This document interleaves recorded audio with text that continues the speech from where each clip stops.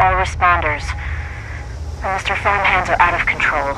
Evacuate civilians, and take down those supervisors. Once they're dealt with, you'll have to reboot the server. Again.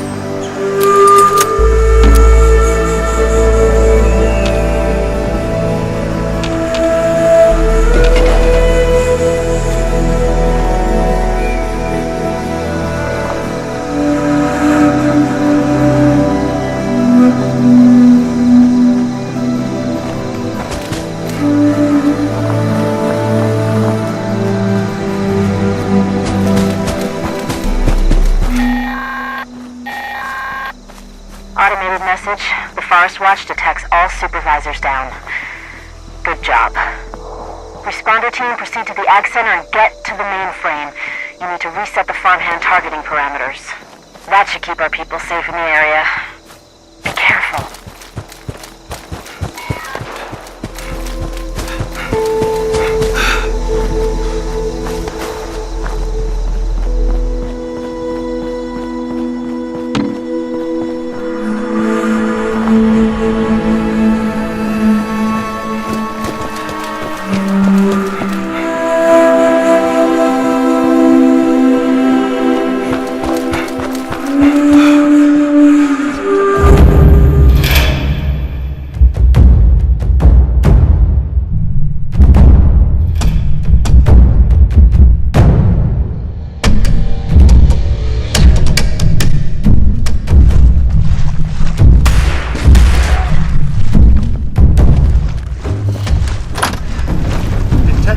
potential. Scanning. Alert. Possible source of conflict. Alert. Possible source of conflict detected.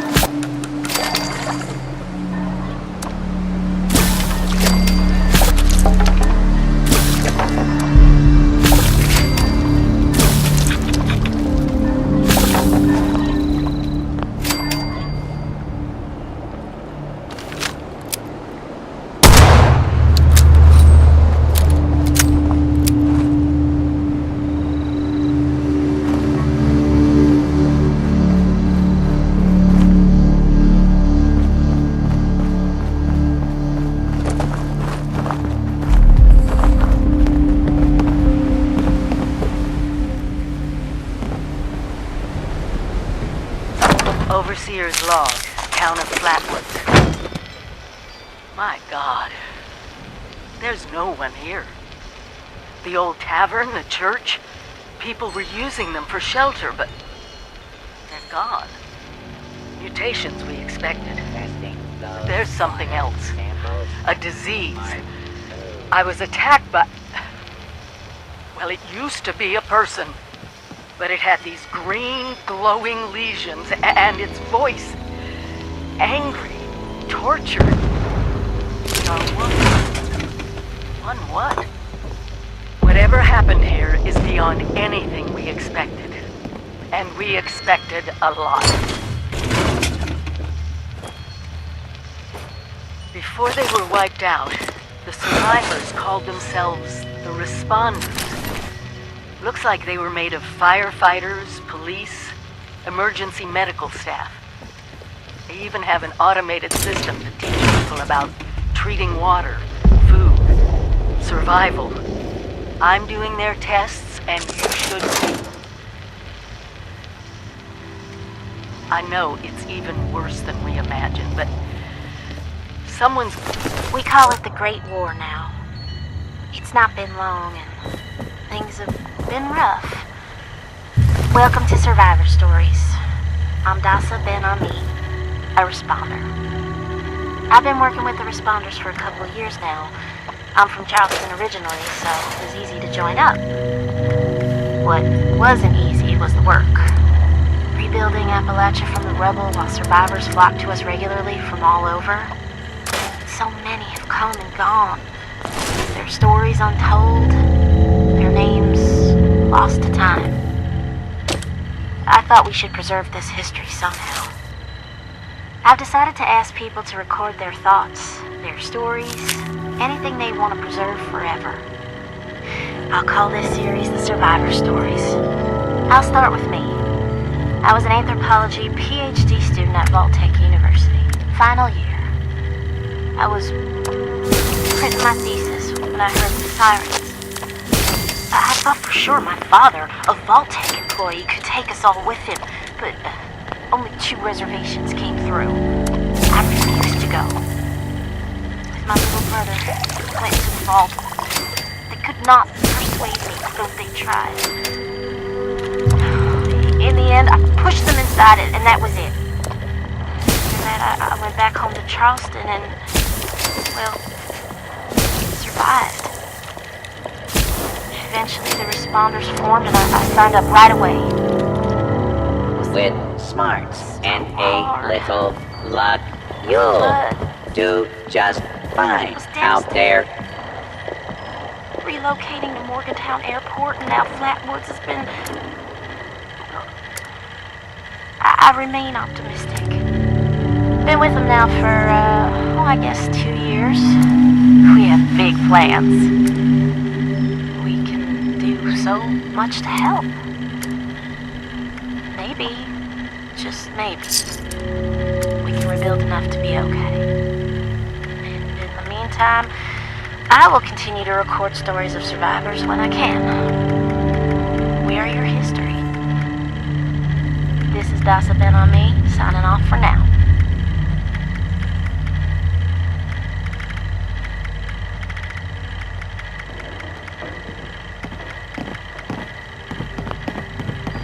A full belly sure beats an empty one.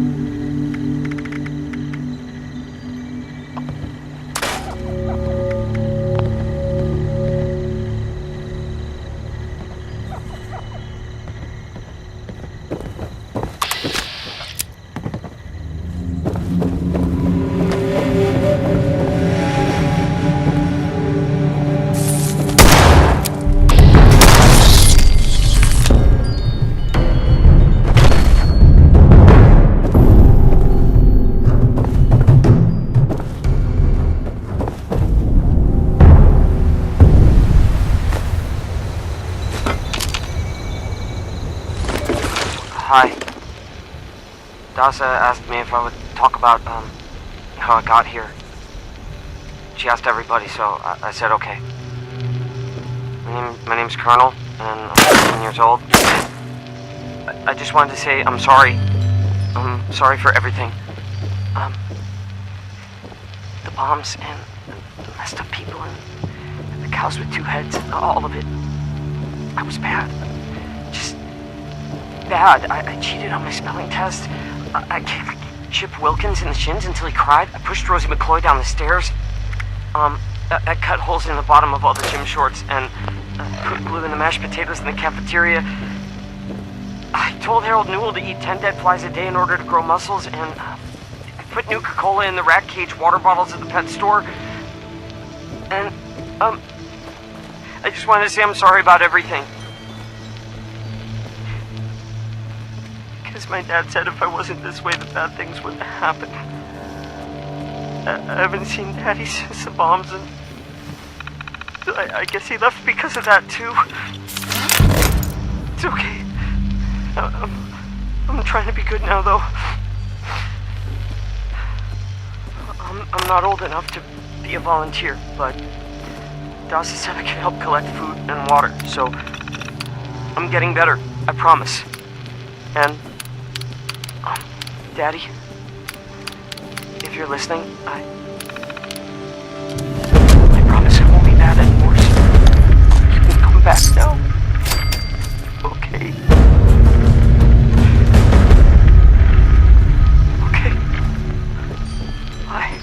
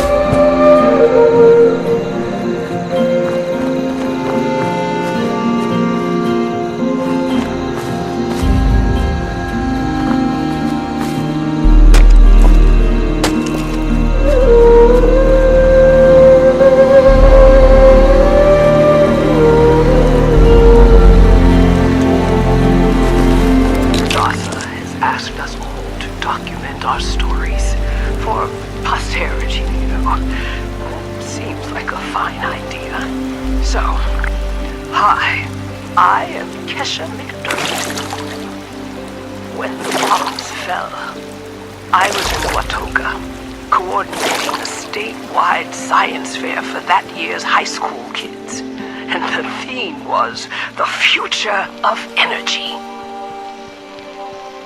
After the bombs, everything was pretty chaotic. Scavenging for food and fighting off rabid survivors. Oh, it was just a bad time all around. I found a couple of surviving kids from the high school whose parents didn't make it, and we holed up in a house in town for a while. After a bit, I was able to solder the circuitry in an old radio, and we tuned into a broadcast from the responders. Oh, we were overjoyed. The trip from Watoga to Flatwoods, it was rough, mind you. The kids and I ran into a group of assholes in the mountains who stole our food and water. I can't tell you how happy I was to find the responders in Flatwoods. Tents for everyone, open kitchens, medical supplies, protection. We were safe. They had a problem, though. Their water sources were contaminated heavily. People were boiling water, but not long enough to make it safe. So, I stepped up and I said, I'll build a testing kit to monitor the contamination, and I will teach folks how to properly boil water. And I did. The world is getting better, but slowly. We need to make sure it doesn't relapse too. It's going to take time and care, that's all. Well, time, care, and science.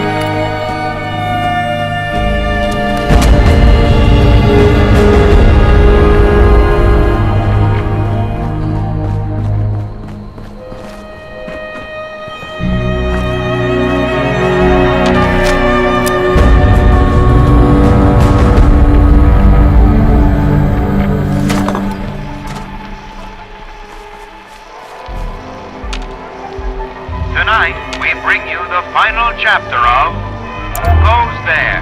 The Strange Encounter in Flatwoods. In the last episode, Pioneer Scout Red Fisher met a curious girl named Sally while hiding in the dark. But, as it turned out, they weren't alone. There are other people here? Yeah, they probably just went to get more food. They'll be back soon enough. You can wait with me, and they'll give you food too. You just have to do what they want. What do you mean? When they want to play games with you. Games? What? Reverend Delbert Winters here, born and raised in this very town. Led my own church to the responders for their outpost here in the responders are on a true mission, you see, helping folks through thick and thin until the heavens open up again and take us all up anyways. When this all happened, I figured like most it was time. This was the end, but it wasn't. We're still here. At first, I thought it was a mistake, that we was missed, forgotten. Maybe we did some wrong. Didn't give enough to charity, maybe. Didn't praise his name, even in the worst of times.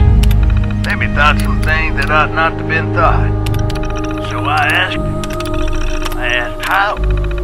Why? I fought your wars on Earth. I'm ready to fight them up there by your side.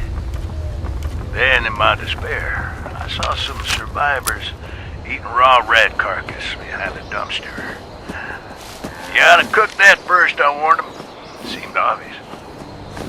We tried but got sick, they said, covered in their own filth. I realized right then and there that I was being tasked. From then on, I built kitchens, cooked good food, fed anyone who walked up with an empty belly, and I was thankful for my task in life. Thankful. Next time hell or high water land in my stoop, I'll be swept clear away with it. Until then, let's share a home-cooked meal together, all right?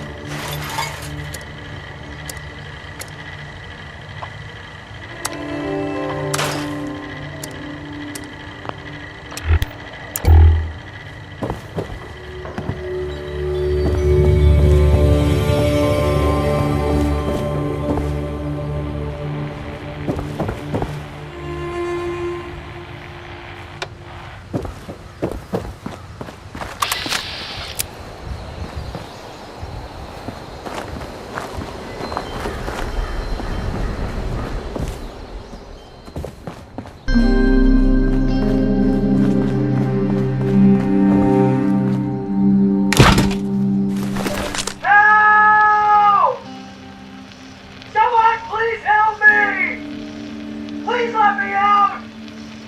Please! Please! I'm begging you! Don't leave me here! Please! Please! I'll give you anything you want! Money? Yeah? You want caps? My life savings! I'll tell you where it is! Go to the graveyard behind the church. The rightmost grave. Stand on it. Walk directly across the river. Halfway up the hill. There's a small clearing. My savings